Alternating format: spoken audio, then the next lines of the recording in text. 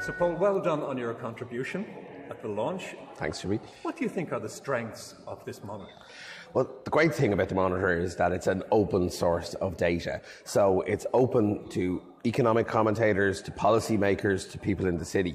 The second thing is it's relevant. You know, all of the indicators have an impact on our daily lives, and they all indicate the ebb and flow of the economy in the city. And the final thing is that it's bang up to date. This is a quarterly report.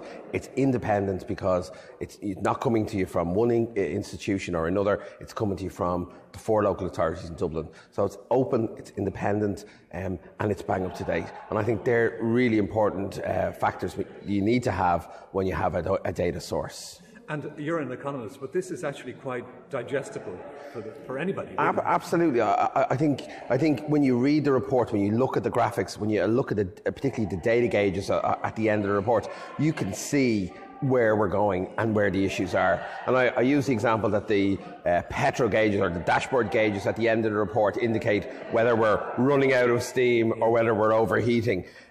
Anybody picking up the report, looking at that single page, will see the challenges in the city and see where we need to improve. And obviously the most important thing for any city is competitiveness. How are we doing there?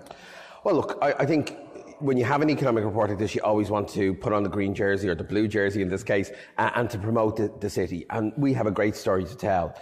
But we can only continue telling that great story if we tackle the issues. And I see the 2 big issues of being around housing and around transport. They're the 2 issues that when you're spending a significant portion of your household budget on your housing and you're spending significant portions of your day in traffic or in public transport, then your quality of life is lower.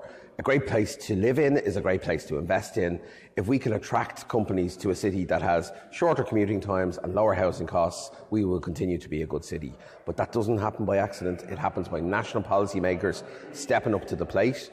And I've said this earlier, the rural caucus that has emerged in the last general election and the lobby around that is very positive for rural Ireland, but we need to step up to the plate on our side in Dublin and really fight for our city and ensure that the infrastructure investment that's needed happens in the city. Do you think that there might be some sort of force out there that's trying to slow the growth in Dublin and develop it, say, in Limerick or elsewhere? Yeah, I don't think it's just my thoughts. I think a lot of national agencies have regional development at their core, and what they often do is they allow Dublin, they have a laissez-faire approach about Dublin where they allow it to grow and then they promote development elsewhere. That's not good enough. We need focused development in Dublin. We need to invest in particular areas. We need to look at how we prioritise investment, how we select investment, how we fund investment. And I know on the 23rd of May, we're going to have a Dublin City Infrastructure Summit that discusses some of those issues. So we're not just publishing data like this and saying to people, respond to it. We're actually coming up with the responses ourselves and bringing national policymakers in to challenge them about what they're doing. We look forward to that. Hopefully we'll be there. Absolutely, thank you very much indeed. Absolutely, Jimmy. Thank you. Cheers.